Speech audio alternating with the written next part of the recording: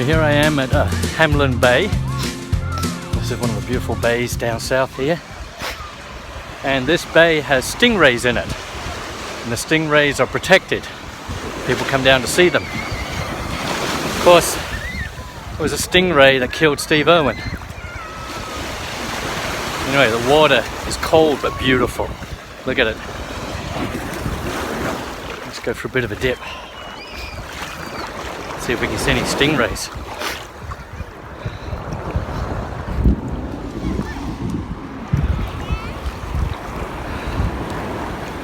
Not sure how common they are. Woo! Nice.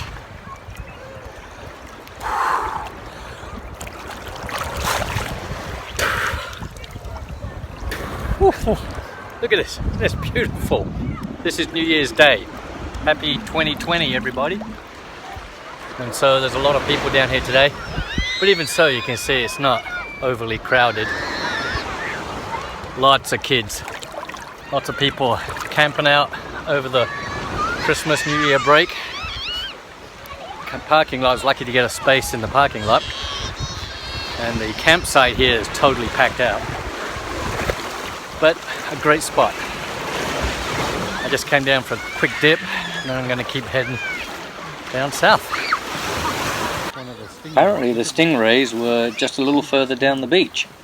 They're very friendly and people are actually feeding them abalone shells. They went right across my feet and felt like jelly. They're beautiful creatures. Don't touch the tail, okay, whatever you do. Don't touch the tail. The tail's poking out, I think it's getting angry.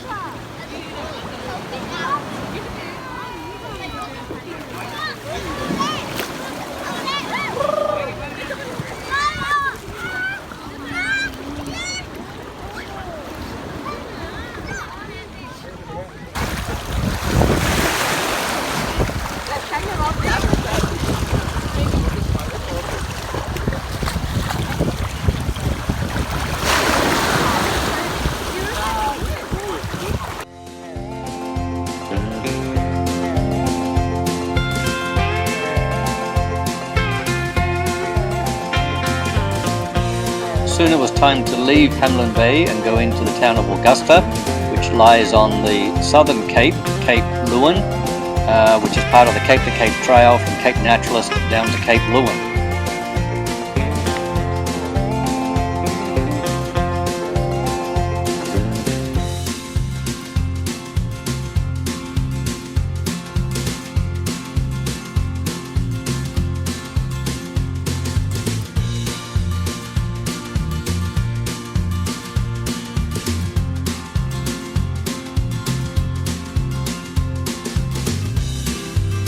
Finally, we left Augusta and headed inland to the forest down to the Warren River National Park. This road is not for the faint-hearted and one has to be very careful how they drive down it and go fairly slow.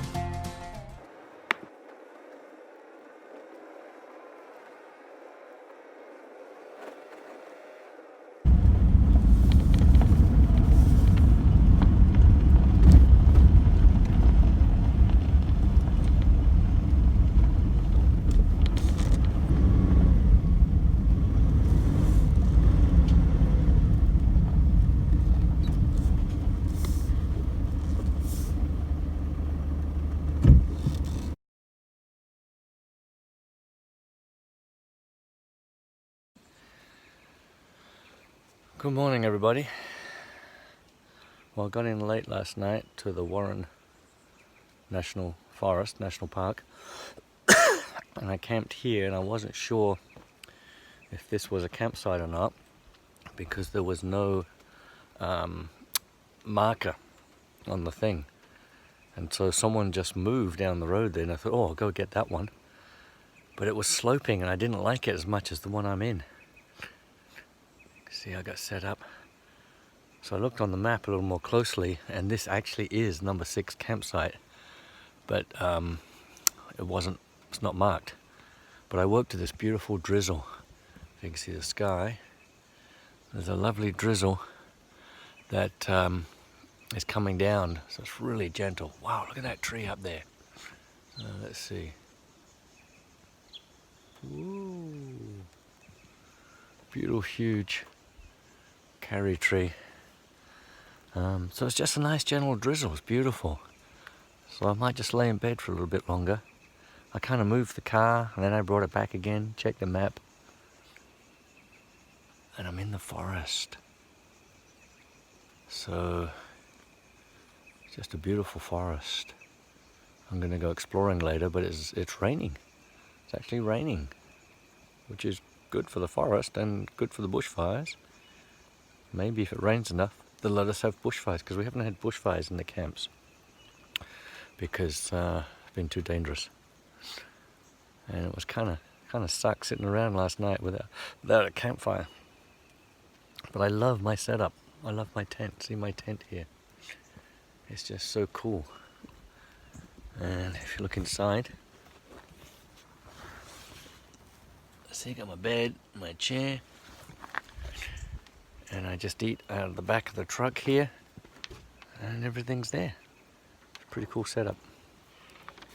Anyway, I'm just going to rest while I listen to the drizzle in the tent, and then I'll get back to you. So I've put the awning up for the first time. This is really cool. Look at this. So I've got the awning up here, and it goes across, and I've put the tent underneath it to cover the tent entrance. So that's pretty cool.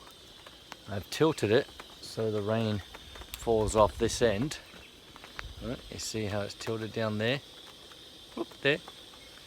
It's a little tricky putting this up by yourself. You've got poles coming out from here, and then poles here falling about, and you've got to get these poles out, and so it's a little tricky, but it was doable.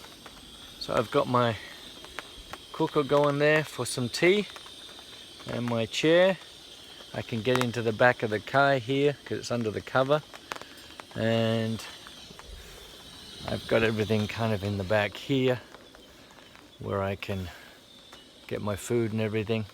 So this is my first time using it. I'm pretty stoked. I didn't want to use it in the rain, but I figured if I'm going to be here for the day, I might as well make myself comfortable. So that's cool.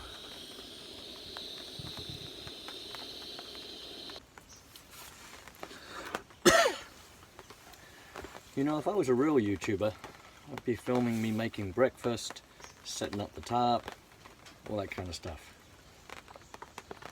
Good thing I'm not a real YouTuber. But I was just going to say, I was just sitting here, I've got my muesli and my coffee. I'm really pleased with the things that I have bought.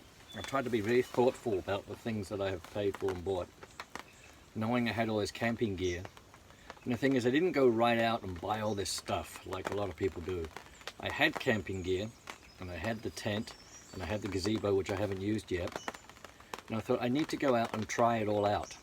I had the jet boil, but I haven't been able to find a small enough gas bottle to fit inside the jet boil, which is weird. I may have to try going to Anaconda and find that. They got bigger ones, but they won't fit inside the jet boil. So as you saw, I've got that small gas cylinder, and I put the gas burner on the top, and that's been working great. I do have my small REI gas bottle burner that, you know, it's a single burner, and I can screw a gas bottle into the side of it. So I've got that if I have emergencies or if I run out of this gas. I bought the little table. I did buy the kettle, which I love the kettle. But I haven't bought too much more, apart from the awning. The awning's the biggest item that I've bought. Bought some petrol cans, put petrol and water containers, obviously. Some plates and dishes, but the gas bottle and the burner and the awning, about the main things that I've bought. And this chair, and the reason I bought this chair, because I do have one, is that it's a bigger, comfier chair, and it was half price. It was on sale, so I bought it. I did buy some tools and some emergency tire repair stuff and an air compressor, because, you know, I didn't have that in the United States. And if I get stuck out here or on the mud or somewhere, or I have to let the tires down, I'm going to need that. I bought the thick mattress. I'm really glad I brought the thick mattress. It's just one of those air mattresses that blows up by itself. You just unscrew it and it inflates, and it's been very comfortable. I just put that on the ground and on the floor of the tent, and it's been perfect. Looks like the rain's easing off a little bit, but it's going to be dripping all day because of the trees. So that's why I decided to put the awning up, just so I can sit here, make some food, have some tucker. I'm having a Dave Kale breakfast, muesli.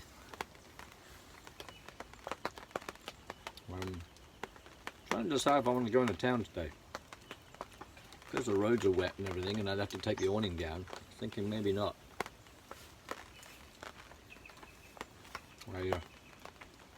I paid the camp fee last night. I got in late, about 7. But I didn't realise you also have to pay a vehicle fee, which is another $13. So I paid another 8 for tonight and 13 for the vehicle. I think you only have to pay for the vehicle once if you're camping. It was a little confusing to work out. So it's about $21 for the vehicle and the campsite. I really lucked out getting this campsite with the car, because there's one other car campsite over here, and all the others are tent sites. You have to park your car and carry your stuff in. If I had to carry this tent and my burner and everything else, I'm not set up for that. So again, I lucked out here because there's no post that says campsite number 6. So the people before me didn't take it. But I looked on the map and it shows that this is a campsite. Yay!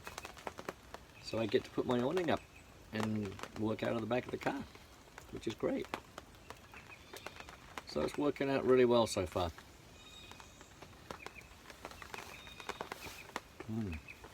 What else? Oh, yesterday I picked up 2 hitchhikers coming from on the way here to Pemberton from Augusta. And they were standing on the side of the road. I thought it was a father and son. Ow. But it turned out to be an uncle and a nephew, and they'd just done the Cape to Cape hiking trail. And they said they'd been standing there about 20 minutes, but previously they'd been waiting an hour. And they said people just don't stop and pick you up anymore. And he said they understands if it's a woman or you got kids in the car, but he said a lot of young guys in their utes were just driving by and not stopping. So we were pondering what's changed, what that is. And I don't know, maybe people are just a little more fearful these days. Or he thought that Australians weren't as friendly, but I've been finding them really friendly. I just think they're just a little more cautious about picking up people. They were obviously hikers. I mean, they had backpacks and hiking sticks, and if it had been a single guy by himself, I think it would have been pretty difficult to get a ride, but with the younger fella with him.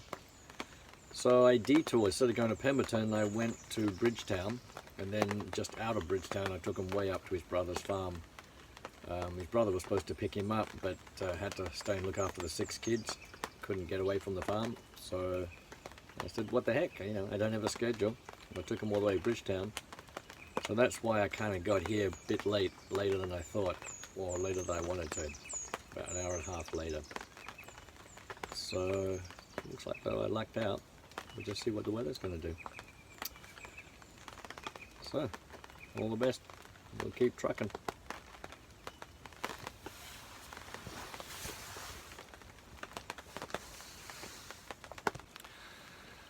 So here I am on the beautiful Warren River, and it's raining. Looks like the rain is settling in for the day. It's just a light rain, even though it feels heavy on the tent. See the beautiful Karri forest behind me there. Those beautiful Karri trees. I'm trying to decide what to do today. I might just hang around the camp, or I could drive into town, get some breakfast. Just worry about how slippery the road's going to be. Anyway, this is the beautiful Warren River.